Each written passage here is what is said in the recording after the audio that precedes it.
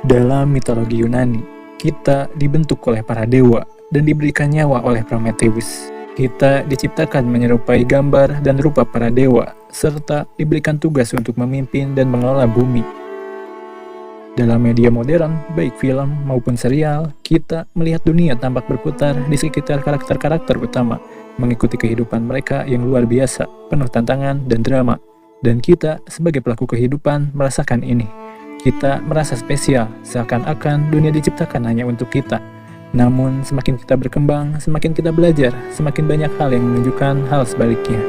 Semakin kita sadar bahwa kita berada dalam planet yang tidak lebih besar dari debu di luas dan megahnya alam semesta. Seperti yang dikatakan Carl Sagan, kita hanyalah sebuah pale blue dot, titik biru pucat. Dan bahkan di titik kecil yang kita sebut rumah ini, kita bukanlah satu-satunya manusia yang pernah ada. Jauh sebelum sejarah, beragam jenis manusia hidup, kadang bersampingan, dengan ciri-ciri, kebiasaan, dan kemampuan mereka sendiri. Namun kini, cuma kita yang tersisa. Semuanya telah punah, meninggalkan kita sendirian untuk merenungkan. Apa yang membuat kita bertahan selama ini? Apakah yang diceritakan oleh mitos dan kepercayaan-kepercayaan ini memang benar? Bahwa kita ini memang spesial? Mungkinkah semua ini hanyalah kebetulan dan keberuntungan? Dan kita berada di sini hanyalah sebuah kesalahan dalam tatanan alam semesta. Dalam video kali ini, Ilyas akan mencoba menjawab ini dengan secara perlahan, belajar apa yang membuat kita tetap hidup dan tetap bertahan hidup hingga saat ini. Seperti bagaimana penemuan mangsa hitam di Australia menghancurkan persepsi dan kepercayaan kita bahwa kita mungkin telah mengetahui segalanya.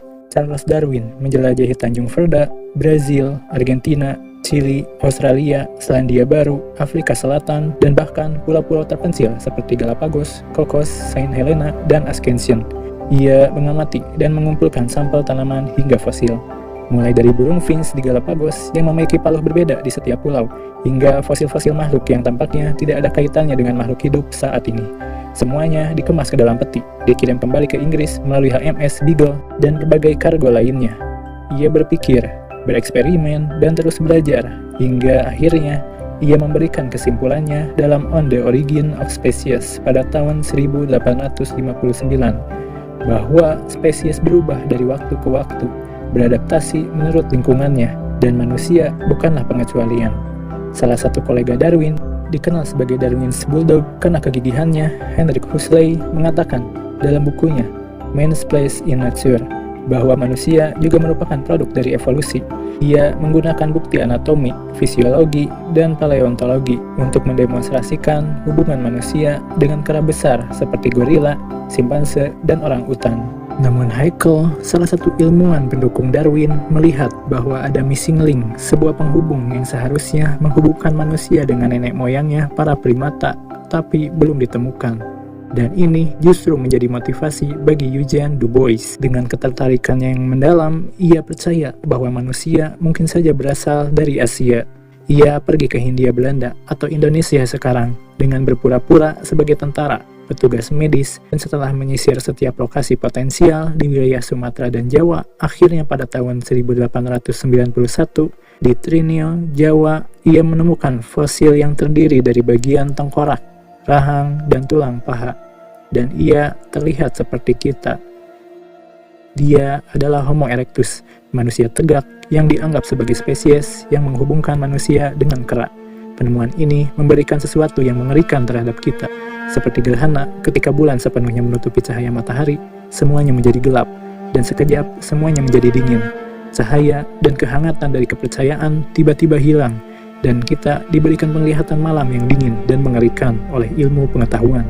Kita tidaklah spesial, kita tidaklah seagung itu, kita hanyalah produk dari evolusi, bagian dari alam yang memiliki nenek moyang yang sama dengan makhluk hidup lain di bumi. Dan lebih gelapnya lagi, semua ini terdengar benar, dengan berbagai bukti mulai bermunculan. Gregor Mendel menemukan prinsip-prinsip pewarisan, dan kemudian James Watson dan Francis Crick menemukan struktur DNA. Mereka mengungkapkan bagaimana informasi genetik ditransfer dan bermutasi, memperkuat bahwa perubahan evolusioner adalah hasil dari mutasi dan seleksi alam yang berkelanjutan. dan terbukalah pintu bagi antropologi dan sosiologi. Seperti A.O. Wilson, mereka bisa mengeksplorasi bagaimana perilaku manusia, budaya, bahasa, dan teknologi semuanya juga dipengaruhi oleh evolusi.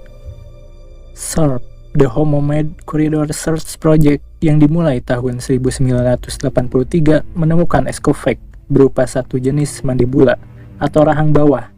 Dari hasil ekskavasi mereka, tubuh anatomis ini berbeda dari kita, tapi tidak sama juga dengan kera modern.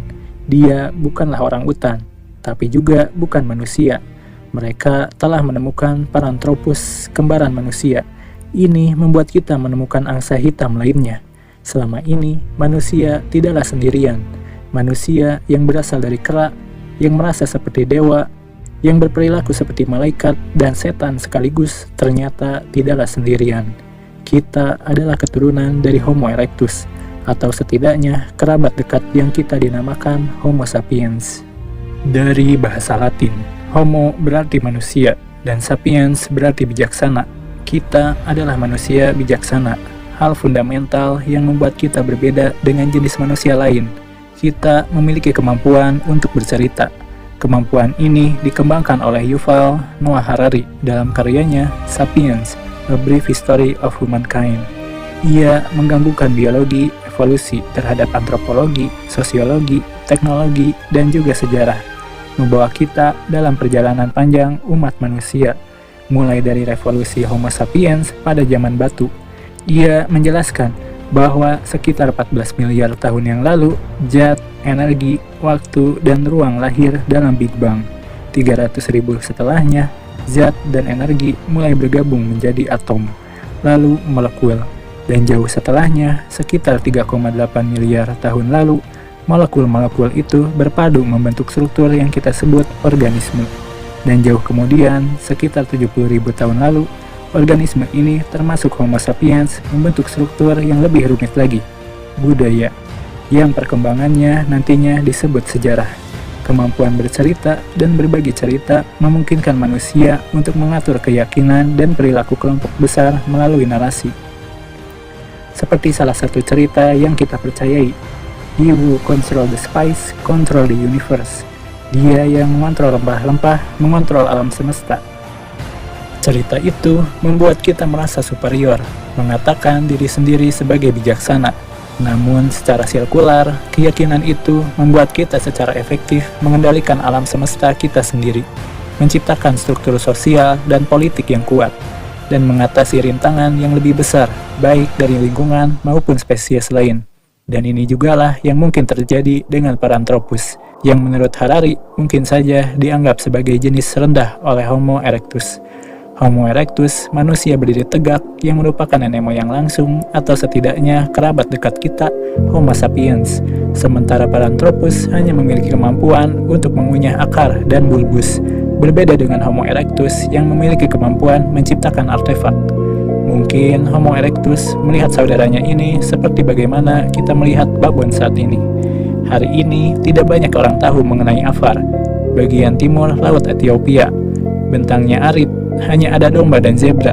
Namun 1 juta tahun yang lalu, di sanalah jauh sebelum Musa menggunakan tongkatnya untuk membelah Laut Merah.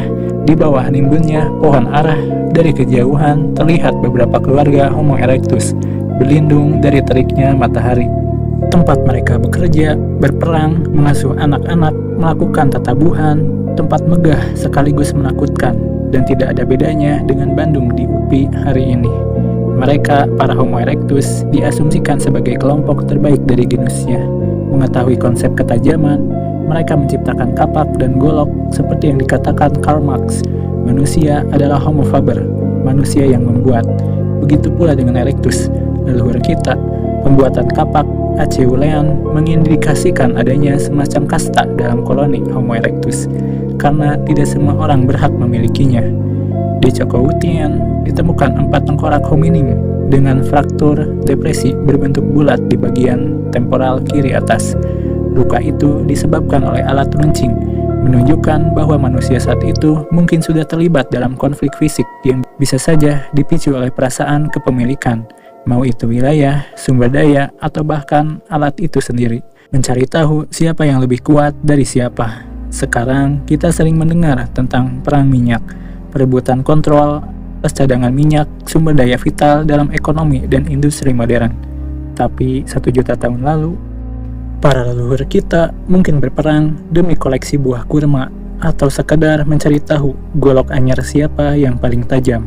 Yang pasti, konsepsi tentang kepemilikan ini bisa saja telah memberi potensi konflik, bahkan perang. Banyak uji genetika telah dilakukan terhadap orang-orang Khoisan di Afrika Selatan. Sampai kini, mereka masih melepaskan anak panah beracun terhadap impala liar demi bisa makan. Dan ditemukan bahwa mereka hampir tidak memiliki DNA campuran dari non-Khoisan. Artinya, mereka adalah manusia paling murni yang selalu menetap di bagian selatan Afrika, tempat yang digadang-gadang sebagai asal mula Homo sapiens. Aktivitas berburu dan meramu yang mereka lakukan berasal dari ratusan bahkan ribuan tahun sebelumnya. Dan ini mungkin merupakan gerbang Hades, celah sempit bagi kita untuk mengintip sedikit teka-teki kehidupan terdahulu, kehidupan paling elit pada masanya. Bayangkan kita bertahan hidup selama 2,5 juta tahun lalu dengan gaya hidup seperti itu. Kalau dibandingkan kita sekarang, Homo sapiens yang berdiri dengan 2 kaki dan memiliki volume otak sekitar 1350 cm per kubik, kita baru saja berkeliaran di tanah Afrika sejak sekitar 300.000 tahun yang lalu.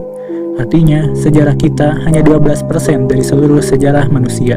Para filsuf mencoba mencari tahu arti kehidupan.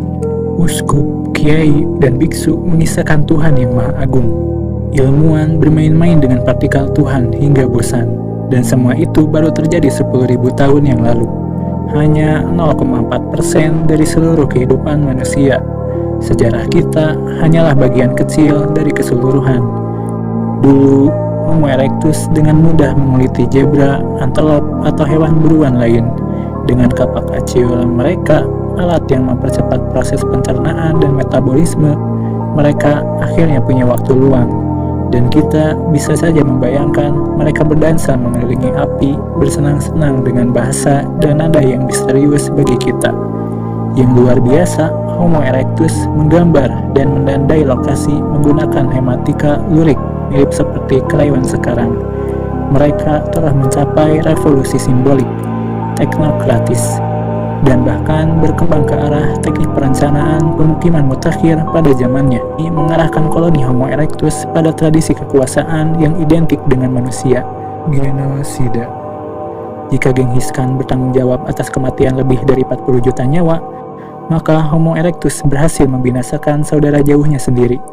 Mereka tinggal di dalam gua-gua di Afar, atau mungkin di seluruh Afrika, atau mungkin seluruh dunia, di Cina, di Indonesia, kita belum tahu pasti.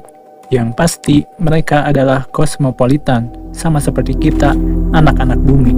Dan setelah tahun 1891, pemburuan fosil Homo erectus menyebar ke seluruh dunia, mengabarkan seolah-olah kita sudah sangat dekat dengan pengetahuan tentang siapa sebenarnya nenek moyang kita. Namun, meskipun mereka kuat dan lincah, yang membawa kita pada revolusi manusia bukanlah itu semua. Meskipun kita menemukan banyak artefak arkeologis tentang kehidupan mereka, kita tidak pernah menemukan bukti sosiologis mengenai eksistensi mereka. Kita hanya bisa membayangkan bagaimana mereka hidup, bagaimana mereka merasa, apa yang mereka takutkan dan cintai. Namun, satu lompatan besar telah mengubah arah evolusi manusia secara drastis, bukan karena fisik, bukan karena sekedar adaptasi terhadap lingkungan, tapi seperti yang telah disebutkan sebelumnya, kemampuan manusia untuk bercerita, dan ini dikenal sebagai revolusi kognitif. Semuanya dimulai dari penemuan dan penjinakan api yang membuat manusia bisa menghangatkan badan di malam hari, dan yang lebih penting memasak makanan, gandum, padi, hingga daging mentah, yang membuat makanan lebih mudah dikunyah. Nantinya ini membuat usus mereka lebih pendek, berarti energi untuk mencerna makanan berkurang, dan energi itu digunakan untuk mempercepat pertumbuhan otak. Otak sapiens hanya 2,3% dari total berat tubuh kita, tapi menyerap hingga 25% energi tubuh saat beristirahat. Sedangkan sepupu jauh kita, kera, hanya membutuhkan 8%. Api juga menjadi senjata. memberi jarak signifikan terhadap binatang yang mengandalkan taring, cakar, ataupun kekuatan tubuhnya. Banyak binatang mampu memanfaatkan fenomena alam, tapi tidak satu pun yang mengendalikan fenomena itu kecuali manusia. Dan disinilah transisi besar itu terjadi. Sejak abad pertengahan, manusia telah mengalami banyak loncatan peradaban. Renaissance, revolusi industri, modernisasi, globalisasi, hingga saat ini. Kontestasi manusia dalam pengembangan artificial intelligence yang mencoba menghidupkan kesadaran baru. Dan semua itu bisa kita katakan dimulai dari apa yang terjadi di Afrika 70.000 tahun yang lalu. Revolusi kognitif. Selama lebih dari 2 juta tahun, berbagai jenis manusia mendiami bumi. Tapi tak satu pun dari mereka yang berhasil mencapai puncak rantai makanan. Mereka bisa berkomunikasi dasar. Mereka memiliki alat dari obsidian yang tajam. Tapi tetap saja tidak bisa melawan Dinofelis atau Homo therium, kucing-kucing predator puncak Afrika pada masa itu. Tapi sapiens, kita yang bertubuh mungil ini, seperti yang disebut oleh Ernest Cassirer, animal symbolicum, makhluk yang membuat simbol, makhluk yang mensimbolkan, dan itu yang membuat kita berbeda dari binatang lain. Kalau kita melihat simbol infinitum, tanda tak hingga, kita seakan-akan bisa menggambarkan konsep abstrak tentang keterhinggaan. Padahal secara naluriah, kita tak mungkin benar-benar mengerti itu. Kita tak mungkin benar-benar memikirkan tak terhingga. Namun dengan simbol, entah kenapa kita mengerti. Di Gua Blombos, kita dapat menemukan okar dengan bentuk geometris. Terdapat pola silang dan kisi-kisi yang bisa dilihat oleh pengamat masa kini. Mungkin hari ini kita melihatnya tak berguna. Tapi bagi leluhur kita, itu adalah kemajuan terbesar dalam sejarah. Dan simbol ini tidak hanya teraplikasi pada lukisan, tapi juga berkembang menjadi bahasa, menjadi budaya. Batu Aurignasian yang terkubur di zona Franco Cantabrian memperlihatkan alat-alat Paleolitikum atas halus canggih, menggunakan teknik Lavallois yang menyebar dari Perancis hingga Siberia. Kita berasumsi, jika saat itu belum ada bahasa, maka penyebaran teknik itu pasti sangat sulit. Bukti arkeologis ini sejalan dengan pemahaman kita tentang bagaimana manusia menggunakan fenomena suara-suara untuk menggambarkan sesuatu. Mungkin saja cara leluhur kita berkomunikasi mirip seperti primata untuk mengekspresikan fenomena, seperti bagaimana simpanse membagi tugas dalam kelompok. Sadar akan pentingnya bahasa, tubuh manusia pun berevolusi, mengembangkan fitur-fitur yang meningkatkan gerakan lidah dan bibir, memungkinkan kita menuturkan bahasa dengan sintaks dan semantik yang lebih presisi. Ini didukung oleh arsitektur saraf khusus, menjadi kemampuan bawaan untuk belajar. Dan perpaduan antara penciptaan teknologi dan kemampuan berbahasa ini membawa kita, sapiens, ke puncak rantai makanan yang selama jutaan tahun tak pernah dicapai oleh manusia lain. Berbeda dengan hominid sebelumnya yang perilakunya cenderung tetap selama puluhan ribu tahun. Homo sapiens memiliki kemampuan luar biasa, mengubah struktur sosial, merancang norma, mengubah hubungan antar individu, dan berbagai aspek lainnya. Hanya dalam waktu 1 atau 2 dekade. Namun, nasib manusia sapien seperti pendahulunya. Erectus dan Paranthropus lalu berperang sebagai salah satu alasan mengapa manusia terus bertahan hidup. Mereka mampu menciptakan senjata dan menghimpun kelompok besar dengan bahasa. Mereka memanfaatkan ini dan menghancurkan para pesaing. Dugaan tentang peperangan purba diceritakan oleh epik Theogony karya Hesiod tentang penciptaan dunia dan kelahiran dewa Olympus. Ia menulis, kemudian putra Kronos, Zeus yang bijak, membebaskan saudara-saudara ayahnya, putra-putra surga yang telah dibelenggu oleh ayahnya karena kebodohan dari rantai yang mematikan. Dan mereka ingat untuk berterima kasih kepadanya atas kebaikannya dan memberinya guntur dan kilat yang berat asap. Karena sebelumnya bumi yang besar telah menyembunyikan semua ini. Kronos yang awalnya menggulingkan ayahnya Uranus pada akhirnya mengalami nasib yang sama. Ramalan menyatakan bahwa salah satu anaknya akan menggulingkannya. Untuk menghadapi Kronos dan para Titan, Zeus menggunakan guntur sebagai senjatanya yang diberikan oleh para Cyclops yang telah dibebaskan dari penjara Tartaros. Kisah pertempuran Titanomachi ditutup oleh kekalahan Kronos dan para Titan. Namun, tragedi terhadap para raksasa ini ternyata juga terjadi dalam kehidupan kita.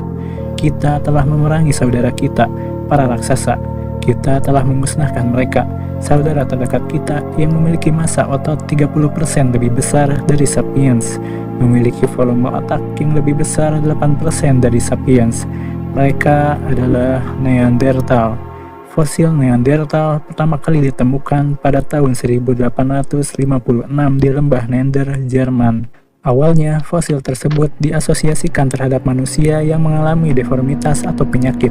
Baru pada tahun 1864, ahli anatomi Irlandia bernama William King mengidentifikasi fosil tersebut sebagai spesies manusia yang berbeda dan menamainya Homo neanderthalensis, sesuai dengan lokasi penemuannya. Berdasarkan bukti DNA mitokondria, populasi Neanderthal terbagi menjadi 3 kelompok yang berbeda, yang masing-masing berada di Timur Tengah, Eropa Selatan, dan Eropa Barat. Data DNA juga menunjukkan bahwa populasi Neanderthal di Timur Tengah dan Eropa Selatan memiliki keragaman genetik yang besar yang tiba-tiba menghilang sekitar 48.000 tahun yang lalu. Dugaan paling kuat untuk menjelaskan anomali tersebut adalah terjadinya peperangan besar yang berlangsung serentak antara manusia dan para raksasa Neanderthal. Hipotesis tersebut haruslah didukung pertama-tama oleh bukti bahwa manusia sapiens dan Neanderthal masih hidup berbarengan di relung yang sama. Interaksi yang mungkin antara keduanya terlihat dari bukti genetik yang menunjukkan bahwa Neanderthal dan manusia modern sempat kawin silang, dengan 1% hingga 4% dari genom manusia Eropa yang diwariskan dari Neanderthal. Selain itu, bukti paleontologi di Gua Vindiza, Kroasia menunjukkan sisa-sisa supraorbital atau tulang rongga dan alis Neanderthal yang ditemukan berdekatan dengan fosil sapiens yang berumur berkisar 38.800 tahun yang lalu, beberapa ribu tahun menjelang kepunahan mereka di Vindiza. Itu ketika alam masih dikuasai oleh banyak jenis manusia, termasuk kita dan Neanderthal. Dalam bayangan ekologis, kehidupan mereka seharusnya tidak jauh berbeda dari mamalia besar lainnya yang juga mendominasi lanskap bumi, gajah raksasa, harimau bertaring pedang, dan berbagai hewan megafauna lainnya. Namun, suatu perubahan besar yang tidak terduga mulai terjadi seiring munculnya koloni Homo sapiens yang mulai menyebar dari Afrika menuju daratan Eurasia. Dengan kecerdikan dan kemampuan beradaptasi yang luar biasa, sapiens mulai menguasai berbagai wilayah yang sebelumnya dihuni oleh Neanderthal. Dalam perjuangan untuk bertahan hidup, Homo sapiens tidak hanya mengincar mangsa besar seperti mamut dan badak berbulu. Mereka juga melihat Neanderthal sebagai mangsa potensial atau ancaman yang harus segera dimusnahkan. Bayangkan bagaimana manusia di kemudian hari memburu orang utan, gorila, dan simpanse. Itulah yang mungkin terjadi pada Neanderthal. Lambat laun, populasi mereka menyusut, habitat mereka terdesak, persaingan dengan Homo sapiens semakin tidak seimbang. Neanderthal bukan hanya kehilangan tempat hidup dan sumber makanan, tetapi juga harus menghadapi spesies yang lebih adaptif dan agresif. Ironisnya, ada bukti lain yang lebih masuk akal untuk menjelaskan hilangnya mereka, bukan karena diburu beruang atau singa gua, melainkan oleh saudara mereka sendiri, kita, Homo sapiens, seperti halnya Archimedes yang menciptakan katrol majemuk atau Oppenheimer yang memimpin pembentukan senjata nuklir. Sapiens menciptakan senjata dari tulang. Dengan memanfaatkan panas api, mereka mengikat batang panah dengan tendon, memanfaatkan alang-alang sebagai poros, dan hadirnya senjata seperti ini tidak terbayangkan sama sekali bagi makhluk lain. Sapiens dengan pemikiran strategisnya menunjukkan bahwa Surtur yang membakar dunia di akhir Ragnarok itu nyata. Dan bagi para makhluk hidup yang ada, terutama para Neanderthal, mereka adalah kita, Sapiens. Charles Darwin dalam karyanya Origin of Species menulis, jadi dari peperangan alam, dari kelaparan dan kematian, tujuan paling luhur yang dapat kita bayangkan yaitu produksi hewan tingkat tinggi mengikuti secara langsung. Namun yang paling mengerikan, senjata bukanlah satu-satunya yang memungkinkan ini terjadi. Bahasa kompleks memang membuat pembuat alat bagi manusia menjadi lebih mudah disebarkan dan membuatnya diproduksi lebih banyak. Namun yang menjadi misteri dari semua ini adalah kenapa Sapiens melakukan semua itu. Mungkin kita bisa berargumen bahwa itu hanya sekedar keinginan untuk bertahan hidup. Namun ini justru lebih mengerikan. Tidak mungkin keinginan untuk bertahan hidup membuat satu spesies membunuh habis saudaranya sendiri. Saudaranya sendiri dengan fisik lebih kuat, otak lebih besar, saudaranya sendiri, spesies yang kemungkinan besar pernah melakukan kawin silang dengan kita.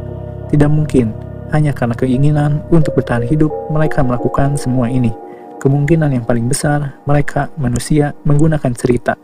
kemampuan berbahasa membuat sapiens tidak hanya berbicara mengenai bahaya seperti awas ada singa, tetapi juga membuat mereka berpikir mengenai konsep abstrak. Mereka mulai berbicara tentang masa depan, membuat mereka bisa bercerita. Dan yang tidak kita sadari, ternyata cerita adalah bentuk senjata paling kuat yang dimiliki manusia.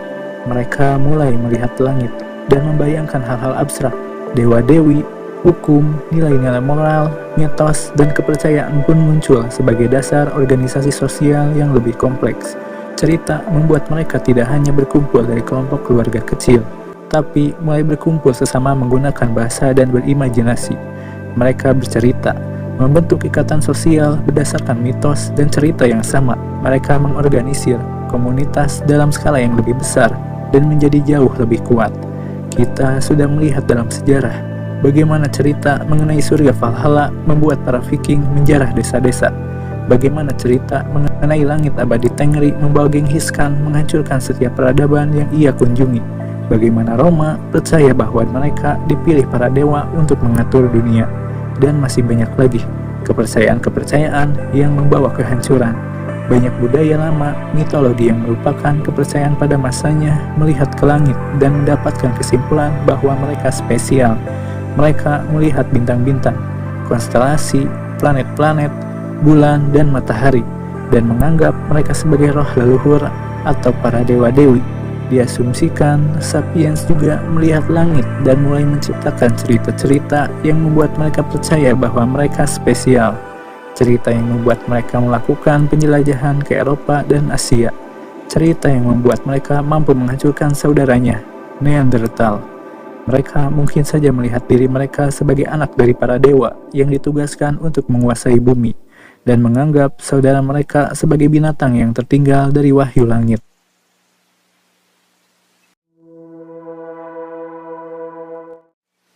Namun, cerita kuat yang mengerikan ini juga sebenarnya memiliki sisi baik. Kepercayaan bersama mereka tidak hanya untuk meningkatkan superioritas mereka, tapi juga untuk melindungi tanah dan panen.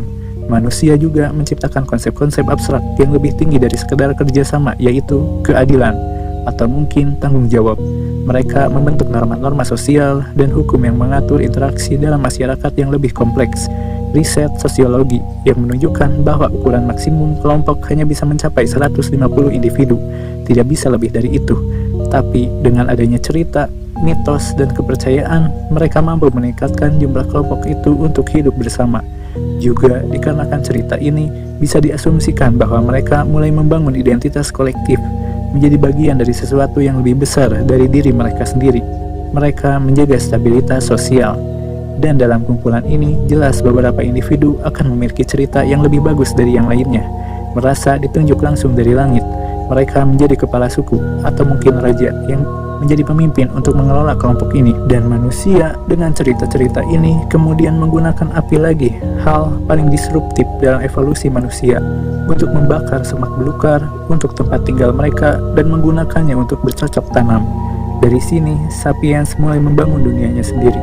Setelah menguasai makhluk hidup dan menjadi puncak rantai makanan, mereka mulai memiliki kuasa untuk menaklukkan alam itu sendiri.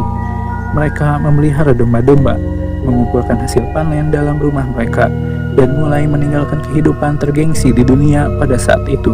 Secara bertahap, berburu dan meramu ditinggalkan.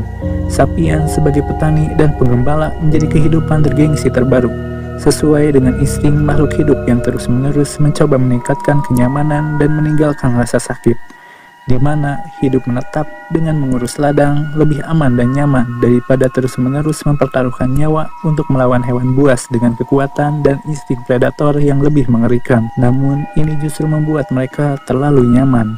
Waktu dan tenaga mereka terkuras hanya untuk mengurus tanaman saja, terkhususnya gandum yang menjadi primadona pada saat itu.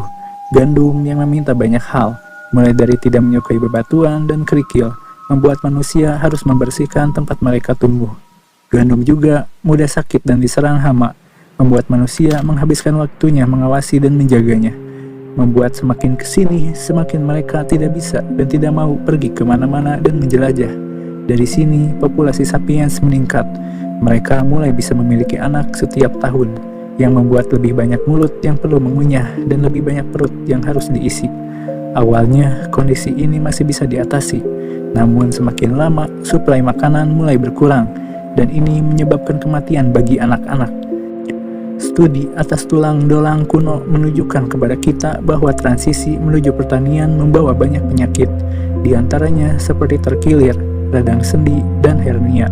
Tubuh sapiens awalnya belum berevolusi untuk kondisi semacam itu.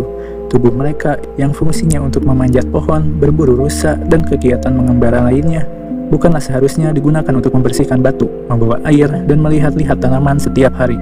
Ketika mereka bertani, pada masa mereka berburu dan meramu, anak tidaklah sebanyak itu, karena membutuhkan cukup banyak makanan dan waktu untuk membesarkan dan mengurus anak, dan perlu untuk tetap menjaga keseimbangan dalam kelompok.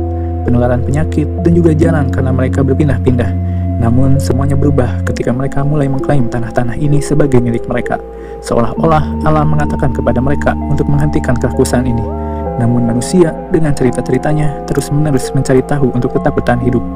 Mereka mulai melakukan rencana dan mulai bertanya, bagaimana hasil panen kita nanti? Bagaimana makanan kita nanti? Mereka mulai memikirkan mengenai masa penanaman hingga panen, dan juga memikirkan kemungkinan terburuk yang bisa terjadi, seperti bencana alam, wabah, dan yang lainnya. Untuk mengatasi itu, mereka perlu untuk memproduksi cadangan makanan untuk mengatasi kecemasan mereka. Dan mereka sangat bergantung pada sungai dan hujan pada masa ini, yang mungkin saja menjelaskan kenapa banyak cerita-cerita tentang sungai dan hujan yang dapat kita lihat nantinya ketika peradaban mulai muncul dan dewa-dewi dituliskan, mau itu dewa Enki di Mesopotamia, dewa Ishtar di Mesir kuno, dewa Indra di dalam Hinduisme, dan yang lainnya. Dan kita dapat melihat salah satu bukti paling mengesankan dari imajinasi manusia di zaman itu. Patung manusia setengah singa ini ditemukan di Gua Stadel dan diperkirakan memiliki umur 32.000 tahun. Dan kita tidak pernah tahu cerita-cerita megah apalagi yang mereka ciptakan untuk membuat semua yang ada di sekitar mereka masuk akal untuk membantu mereka bertahan hidup. Jauh setelah ini, sekitar 5.000 tahun yang lalu, peradaban awal-awal yang dibangun oleh Sapiens adalah di sekitar Mesopotamia, Assyria, Venesia, dan juga Mesir. Selain diuntungkan karena memiliki banyak sungai sehingga memudahkan pertanian, ini juga diatur oleh kepercayaan yang mengorganisir mereka. George Rawlinson dalam bukunya The Religion of the Ancient World mengatakan bahwa agama politeis terbentuk dari rasa kekaguman dan rasa penasaran yang dimiliki manusia terhadap misteri alam, baik itu api, cahaya, udara, matahari, dan yang lainnya, yang membuat fenomena tersebut sebagai sumber kekuatan maupun kehidupan. Orang-orang Mesir misalnya percaya bahwa roh manusia bisa kembali ke dalam jasad. Oleh karena itu, mereka membuat mumi untuk mengawetkan raga mereka. Dan perkembangan pemikiran dan cerita-cerita ini semakin jauh ketika manusia mengenal tulisan. Tulisan memungkinkan mereka untuk menyebarkan cerita lebih mudah, membuat mereka bisa mengajari generasi selanjutnya untuk mempermudah tatanan sosial mereka. Dengan tulisan, para anak dewa, orang-orang yang diturunkan dari langit, baik dia raja, pemuka agama, orang yang dihormati, mulai mendokumentasikan keputusannya, percakapannya, dan memberikannya ke khalayak ramai lebih luas lagi. Kita dapat melihat bangsa Indo-Eropa, di mana bangsa ini sekitar 4.000 tahun yang lalu yang masih tinggal di daerah sekitar Laut Hitam dan Kaspia, mulai menjelajah dan berbaur ke Eropa dan daratan India dengan tetap mempertahankan bahasa dan kepercayaan mereka. Terminologi seperti Dewa Langit, Deus dalam bahasa Sanskrit yang berarti sama dengan Zeus dalam bahasa Yunani, dan Dewa Jupiter dalam bahasa Latin sama dengan Ter dalam bahasa Norwegia kuno. Bahkan kata dewa sendiri berasal dari kata deva dalam bahasa Sanskrit, deiva dalam bahasa Persia, dan Deus dalam bahasa Latin. Kelak, jauh setelah semua ini, pengetahuan akan muncul di Yunani. Beberapa orang mulai mencari jawaban yang nyata dari dunia. Mereka mulai melihat bahwa cerita-cerita ini mungkin hanyalah sekedar cerita dan bukan kebenaran yang sebenarnya. Mereka mulai melihat fenomena alam sebagaimana adanya, tanpa campur tangan dewa-dewi. Individu-individu seperti Thales, Pythagoras, Socrates, Plato, dan bahkan nantinya Aristoteles mulai dipenuhi rasa penasaran yang lebih tinggi dan mulai mencari jawaban dari rahasia alam semesta. Ini nantinya diadopsi oleh cendekiawan Islam, dibawa kembali ke Eropa di masa Renaissance. Terjadi revolusi ilmiah dan pencerahan. Kemudian terjadi lagi revolusi kembali, yaitu revolusi industri dan ilmu pengetahuan modern. Dan kita sampai pada diri kita yang sekarang merenung. Bagaimana kita sampai pada keadaan saat ini? Bagaimana kita bisa duduk, menonton, dan bisa menikmati kemewahan dari ilmu pengetahuan, membuat kita bertanya, apakah kita ini memang spesial, atau semuanya mungkin hanyalah sebuah kesalahan dalam tatanan alam semesta. Dari organisme bersel tunggal paling sederhana, hingga menjadi organisme multiseluler kompleks, jutaan tahun berlalu, semuanya berevolusi, tunduk terhadap alamnya. Satu di antara mereka semua, manusia muncul. Leluhur kita berevolusi, mengembangkan sifat-sifat untuk bertahan hidup, mulai berjalan menggunakan dua kaki, menemukan api, membuat alat, ekspansi otak, berpikir abstrak, membuat bahasa, berkolaborasi, dan pada akhirnya menciptakan cerita. Dengan revolusi kognitif dan pertanian, mereka menaklukkan alam dan menetapkan dasar bagi kota, negara, kekaisaran, dan akhirnya peradaban itu sendiri. Seiring berkembangnya kemampuan intelektual dan teknologi manusia, seiring semakin megahnya cerita-cerita yang kita ceritakan, dampak kita terhadap dunia semakin besar. Namun seperti refleksi Harari tentang masa depan, di saat kita nantinya memasuki era kecerdasan buatan, rekayasa genetika, dan bioteknologi, kita tidak akan tunduk terhadap evolusi, tapi kita akan menjadi agen dari evolusi itu sendiri. Dan besarnya kekuatan manusia sekarang justru memberikan kita tanggung jawab yang jauh lebih besar daripada leluhur kita. Bagaimanapun, rasa angkuh kita dengan menggunakan cerita-cerita ini harus kita jaga untuk tetap membuat manusia tetap ada. Karena dari semua cerita ini, kita sadar bahwa meskipun kita mendapatkan banyak sekali keuntungan sekarang, banyak sisi gelap mengerikan yang dilakukan leluhur kita, yang mungkin saja kalau terjadi sekarang, dampaknya tidak akan pernah kita terima lagi. Brother against brother, nation against nation, man against creation. We broke the wall, we did this. Man did this. Everything that was beautiful, everything that was good, we shattered. Now, it begins again. Sekian dari Ilyas, terima kasih.